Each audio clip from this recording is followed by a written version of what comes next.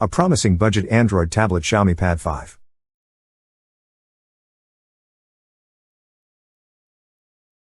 Our first impressions with the Xiaomi Pad 5 are positive. It felt snappy, had an impressive camera, was pleasingly lightweight. In particular, the software felt well suited to the large form factor. We'll need to test it further to say for sure, but this could be the iPad rival the Android tablet market has been searching for. Ignore the number in the name. The Xiaomi Pad 5 is the first Android tablet from Chinese tech giant Xiaomi that you really need to pay attention to. It's the first of the company's slates to get a global release, at the tail end of a bumper year for the company. First launched in China earlier in the year as the Xiaomi Pad 5, this low-cost Android slate finally saw a global unveiling at the Xiaomi 11T launch event on September 15. This date fell just the day after the iPhone 13 launch, and it feels a fortuitous affair. You'll be able to order the Xiaomi Pad 5 on September 25, at least in the UK. That makes its release date just one day after that of Apple's newest iPad.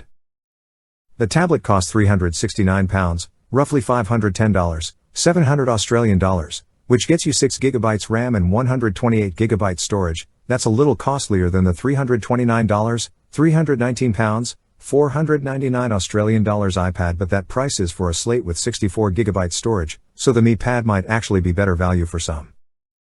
The tablet stylus is sold separately, but the company hasn't actually said how much it costs just yet.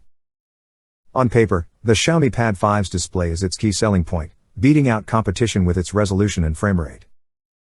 You'll find an 11-inch screen on the Pad, which is slightly bigger than the 10.2-inch iPad panel. The screen resolution is 2560 by 1600, and the device also offers Dolby Vision tuning, a 120Hz refresh rate and True Display, which sounds like Xiaomi's equivalent to Apple's True Tone, in which the display alters color slightly to fit the place you're watching it in. After a short period of testing, we liked the way the display looked. Colors were vibrant and the contrast was better than we see on lots of other slates. The high refresh rate was a pleasant bonus too, though its effect on battery life remains to be seen. We were also fond of the Pad's design, as despite being placed as an iPad rival, it felt as much like an iPad mini. It had a slim body and narrow width, so it was fairly easy to hold in one hand, and like the newer Apple tablets, the edges were angular and flat. There's a USB-C port but no 3.5mm headphone jack for wired audio. Unlike lots of other tablets on the market, there's no fingerprint recognition for unlocking. This is all done using facial recognition. The tablet comes in two colors, light blue, which is pictured, and dark gray, which we also tested but doesn't photography so well. The Xiaomi Pad 5 has a 13MP rear camera and an 8MP front one. The latter is the one you'll likely use most, for video calling and taking selfies. Cameras on tablets are generally fit for purpose but rarely impressive. That wasn't the case for the Mi Pad 5.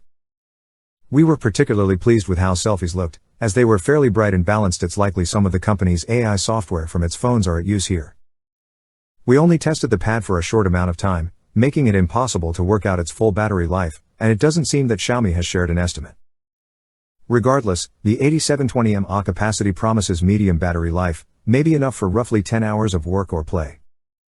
The charging speed is 22.5 watts, which means the slate will probably take about 2 hours to charge to full, though we'll need to test this for our full review. That's certainly not fast, but it does pick past the iPad's powering speed. Powering the Xiaomi Pad 5 is the Snapdragon 860 chipset, a top-end piece of silicon from yesteryear. The slate will likely be fairly fast, but on par with the newest iPads or even recent mid-range or top-end smartphones. That's paired with 6GB RAM and 128GB storage. We've heard there's a 256GB version too, but we weren't provided a price with it, so it's not clear if this option is getting a global release. We didn't do anything on the Xiaomi Pad 5 that would particularly put it through its paces, so we can't quite comment on how it felt from our test. That said, judging by the specs, we'd assume this tablet could handle most top-end games with ease, but could be a tiny bit slow when doing top-end processes like video editing. Arguably the biggest issue with Android tablets to date, and the reason iOS devices trump them, is that the Google-built software doesn't sit right on the bigger displays. That's not the case here. Xiaomi uses MIUI, its Android fork, on Mi smartphones, but the Pad 5 uses something called MIUI for Pad. As that name suggests, this is a version of MIUI with some tablet-specific features. Those features include lots of stylus tricks and shortcuts, Note app pinning for easy access, quick multitasking and more. On phones, MIUI has a control center feature like iOS. This means if you swipe from the top left of the screen you see your notifications, and if you pull down from the top right you see the tablet's options menu, unlike on most Android devices where swiping down it all brings up all the options. This feature on the Xiaomi Pad 5 works wonders, letting you easily bring up options to connect to Bluetooth devices, toggle Dolby settings and turn on power-saving features. It felt intuitive to use on tablet, like iOS equivalent, and for power tablet users it could really be a game-changing, though small, feature. In particular, it seems like Xiaomi has cracked the software problem that holds other Android tablets back, with its MIUI for Pad. We'll need to really test this thesis out when we review the tablet though.